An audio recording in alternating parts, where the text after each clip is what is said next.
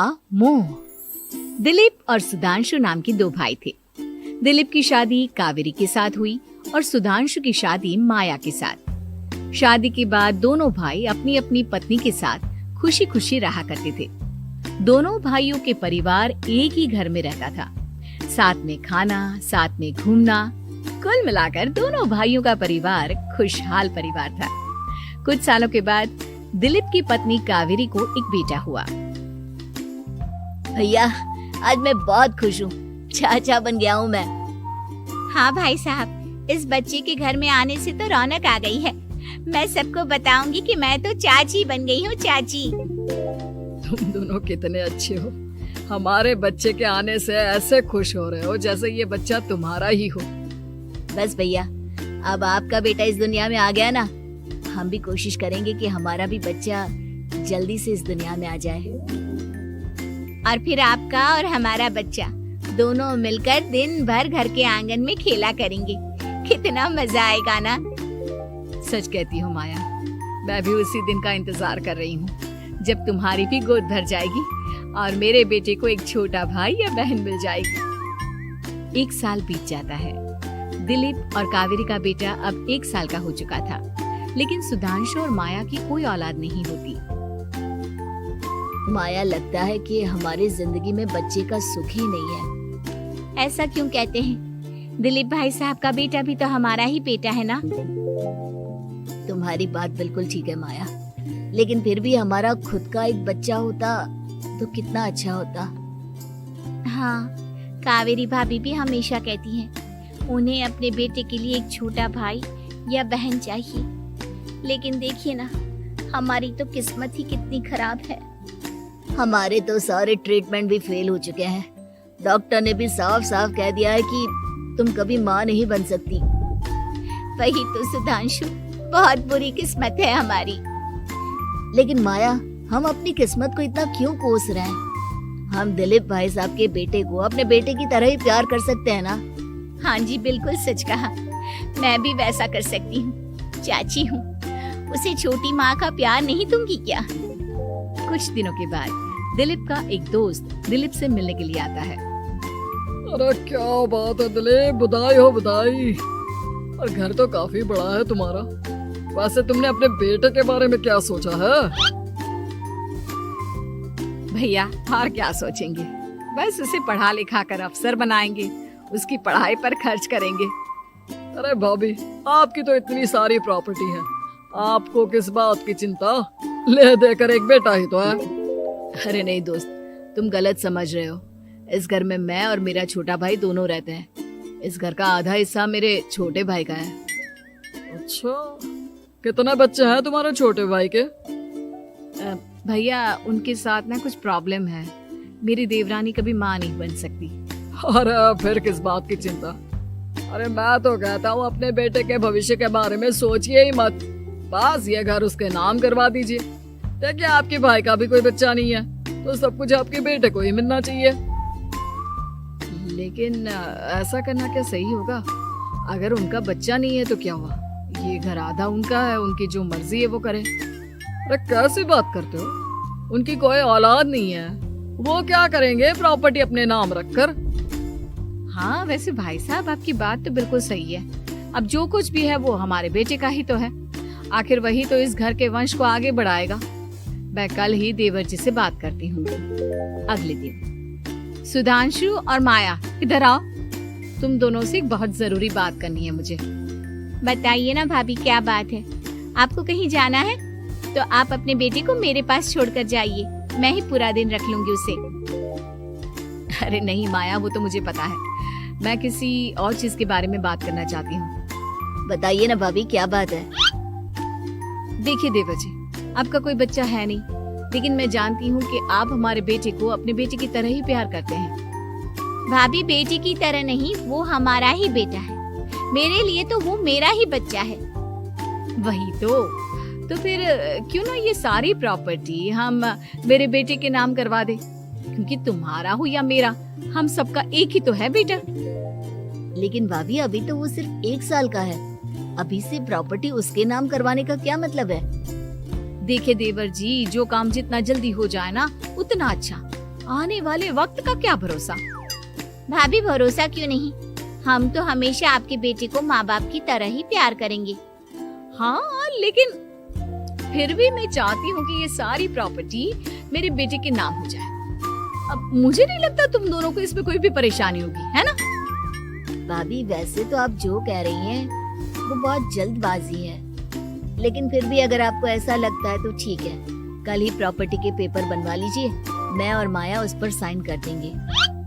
इस तरह से अगले दिन प्रॉपर्टी के पेपर बनवाकर सारी प्रॉपर्टी दिलीप और कावेरी के बेटे के नाम पर करवा दी जाती है। कुछ दिनों के बाद सुधांशु, सुबह सुबह ये कौन लोग आ गए हैं तुम्हारे घर पर? भैया वो ऊपर वाला कमरा खाली पड़ा था ना, सोच रहा था किराएदार रख देता हूँ। लेकिन किराएदार रखने से पहले आपने हमसे पूछा भी नहीं। भाभी इसमें आपसे पूछने वाली क्या बात थी, हमें एक ही कमरे की जरूरत थी, इसलिए सोचा दूसरा कमरा किराए पर दे देते हैं, कुछ इनकम हो जाएगी। अरे माया, ये सारी प्रॉपर्टी अब मेरे बेटे के नाम पर है और यहाँ पर जो कुछ भी होगा उसके लिए तुम्हें मेरी या दिलीप की परमिशन तो लेनी पड़ेगी ना। हाँ सुधांशु, तुम्हारी भाभी ठीक ही तो कह रही है। अब देखो, तुमने खुद अपने हाथों से ये प्रॉपर्टी हमारे बेटे के नाम की है, वह अभी बहुत छोटा है, तो इस घर से रिलेटेड सारे फैसले तुम्हें हमसे पूछ कर लेने चाहिए।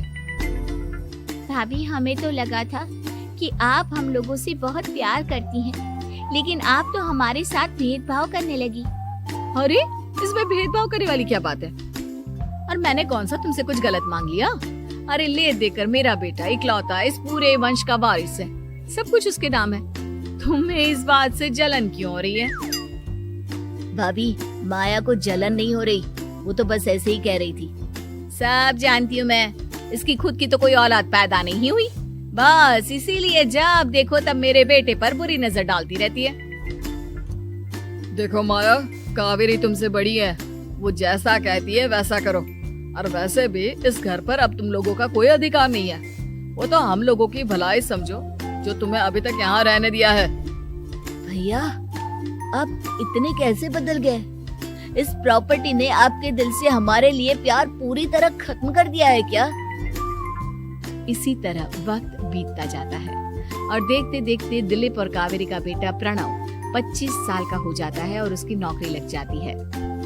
पापा आज मेरा अपॉइंटमेंट लेटर आ गया है, मैंने सिंगापुर में जॉब ज्वाइन कर ली है।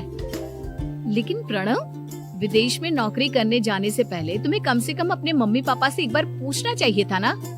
इसमें पूछने वाली क्या बात है माँ, मैं सिंगापुर जाकर जॉब करना चाहता हूँ तो करना चाहता हूँ। देखो प्रणव, हमने तुम्हारे लिए इतनी सारी प्रॉपर्टी यहाँ पर रखी हुई है, उन सब का क्या होगा? यहाँ रहो, बिजनेस करो।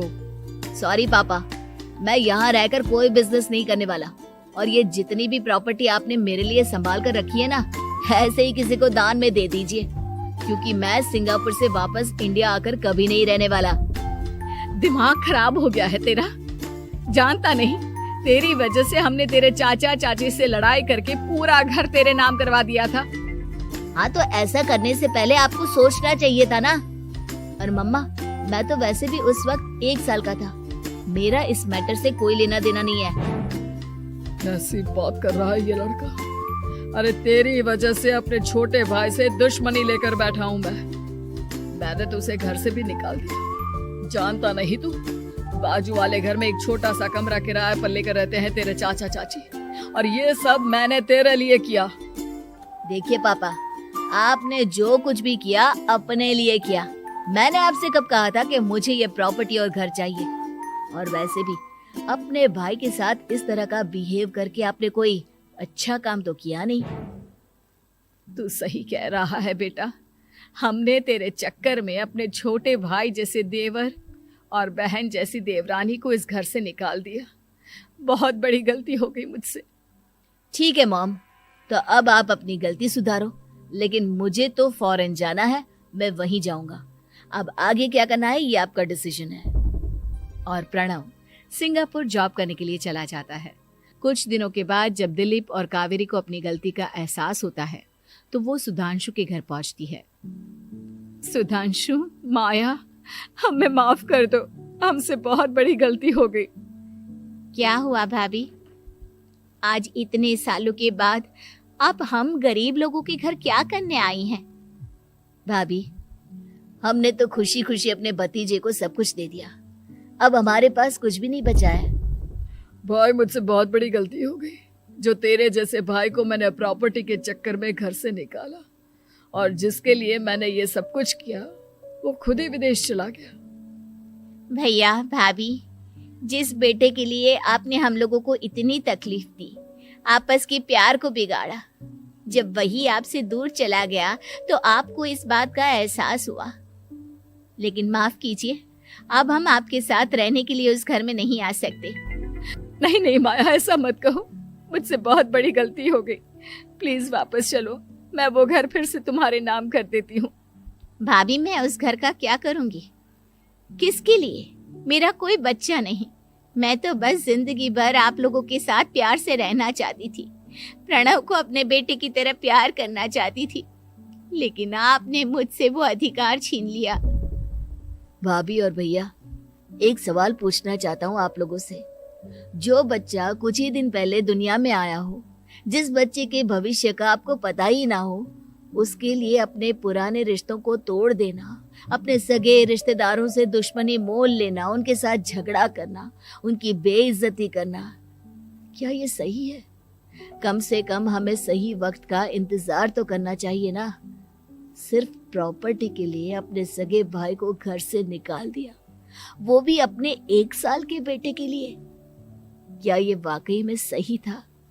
जवाब दीजिए मेरी बात का।